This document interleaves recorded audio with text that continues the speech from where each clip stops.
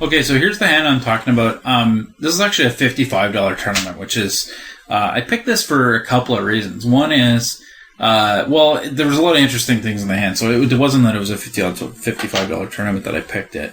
At $55 is the max I play. I don't play anything over 55, so this is the 55 30K guarantee starts at 9:30 p.m. Eastern. But the reason I think it's interesting that it's a $55 tournament is a lot of times the people who play the $10 tournaments, the $2 tournaments, whatever, I see that comment often. Hey, don't forget, it's a $1 tournament. This person's a $1 player. This is how they play, blah, blah, blah.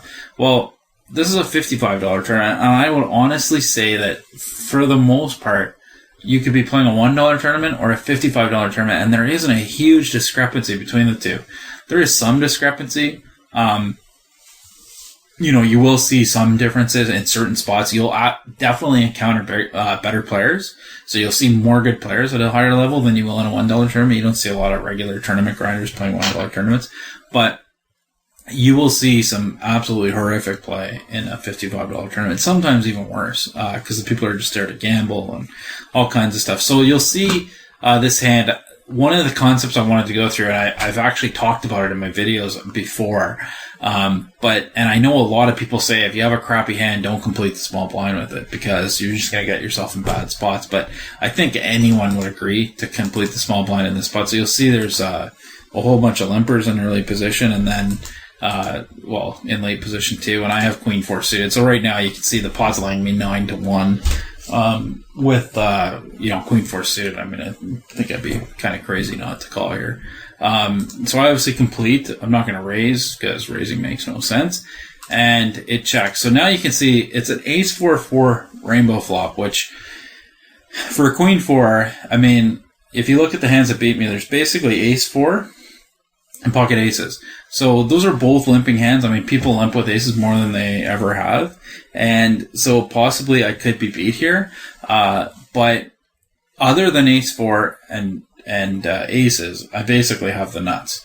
Ace 4, I have a 4, so it's going to have to be the other 4. It's going to be pretty unlikely. And one of the things that I make the decision on right away is that I automatically assume here I have the best hand. That there's no possible way anyone can have a better hand than me. And I think if you make those decisions right away, you have to determine when you have like a nuttish type hand. Yes, there's hands that beat me, but what are the likelihood someone has them? The likelihood is very slim at this point. And so I'm going to play this hand to the death. There's no way on this flop, on this board, the way it sits, there's anything that's going to make me fold. Now, typically, and I showed this hand, and when I replayed it to decide I was going to do it, I was like, oh no, why am I showing this? But one of the things I always do is lead my big hands in the blinds. So when I flop big, I usually lead because I want to get paid. For some strange reason, because of the board texture, I didn't lead because there's not even a draw on the board. So if I have 2 pair on a draw heavy board, I'm going to lead because people will think I'm going to draw. So that's what people do. But if I lead here, I either have an ace or I have a 4. It really there's nothing else I can have. I'm not going to bluff on this board. It doesn't make any sense. So I didn't want to lead here. But I also thought that someone with an ace, any ace, is kind of going to get trapped in the hand here. Because if you have an ace, you're going to think it's good here. I mean, really you're only losing to a 4. Now, it's a limp pot, so you could easily be losing to a 4. But I decided to play it where I check raised it. And I, like I said, so a guy bets pot. This guy has 21-15, and I raised. But one of the things I wanted to talk about was, I'm sorry, I'm just going to show this guy fold. So one of the things I wanted to talk about was effective stacks. So I know, again, if you play high-stakes stuff, you're going to sit there and go, what the heck are you talking about? This is like the most simple stuff ever. But a lot of things people don't understand is once this hand is heads up now, and this guy's already put the 150 in the pot, our effective stacks are 21-15. So we basically have 21-15 each. Even though I have more, I can't make more off this guy. So what the term effective stacks basically means, what are we effective? So what do we have as the smallest stack? So the smallest stack between us is 21-15. That's what our effective stacks are. So I'm not necessarily playing the size of my stack. I'm playing the size of the villain stack because he is in the hand with me, and I'm playing to get his whole stack. I can't double my stack. I want to get his whole stack. So I check raise here to 425. Now what this does, it looks very bluffy to me.